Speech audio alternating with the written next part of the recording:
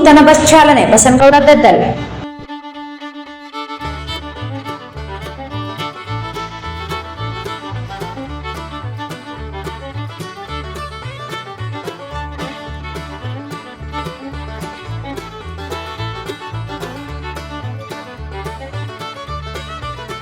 ನಗರದ ಸುಕ್ಷೇತ್ರ ಸುಗುರೇಶ್ವರ ದೇವಸ್ಥಾನದಿಂದ ಜಿಲ್ಲಾ ಕೇಂದ್ರವಾದ ರಾಯಚೂರುವರೆಗೆ ಸಾರಿಗೆ ಸಂಸ್ಥೆ ಹೊಸ ಬಸ್ ದಿನಾಂಕ 2ರಿಂದ ಆರಂಭಿಸಿದೆ.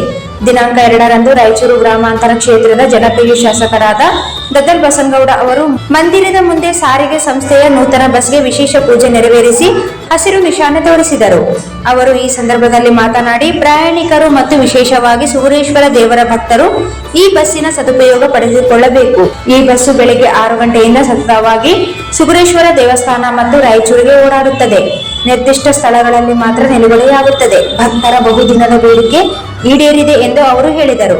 ನಾನು ದೈವ ಭಕ್ತನಾಗಿದ್ದು ಶ್ರೀ ಸುಗುರೇಶ್ವರ ದೇವಸ್ಥಾನದ ಅಭಿವೃದ್ಧಿಗೆ ಎಲ್ಲಾ ರೀತಿಯ ಸಹಕಾರ ನೀಡುವುದಾಗಿ ಭರವಸೆ ನೀಡಿದರು. ಈ ಸಂದರ್ಭದಲ್ಲಿ ವಾಲ್ಮೀಕಿ ವಿಶ್ವವಿದ್ಯಾಲಯದ ಸಿಂಡಿಕೇಟ್ ಸದಸ್ಯರ ಚನ್ನಬಸವ ನಾಯಕ್, ಗ್ರಾಮ ಪಂಚಾಯತ್ ಅಧ್ಯಕ್ಷರಾದ ಮೀನಾಕ್ಷಿ ಮರಪ್ಪ ಮತ್ತು ಕಾಂಗ್ರೆಸ್ ಹಿರಿಯ ಮುಖಂಡರಾದ ಶಶಿಕಲಾ ಭೀಮರಾಯ, ಹಂಪನಗೌಡ ಪೊಲೀಸ್ ಪಾಟೀಲ್ ಮತ್ತು ಸಾರಿಗೆ ಸಂಸ್ಥೆ ಇಲಾಖೆ ಅಧಿಕಾರಿಗಳು, ಗ್ರಾಮ ಪಂಚಾಯತ್ ಸದಸ್ಯರು, ಅಧಿಕಾರಿಗಳು, ಸುಗುರೇಶ್ವರ ದೇವಸ್ಥಾನದ ಅರ್ಚಕರು, ಸಮಿತಿ ಸದಸ್ಯರು, ಸಾರ್ವಜನಿಕರು ಹೆಚ್ಚಿನ ಸಂಖ್ಯೆಯಲ್ಲಿ ಉಪಸ್ಥಿತರಿದ್ದರು.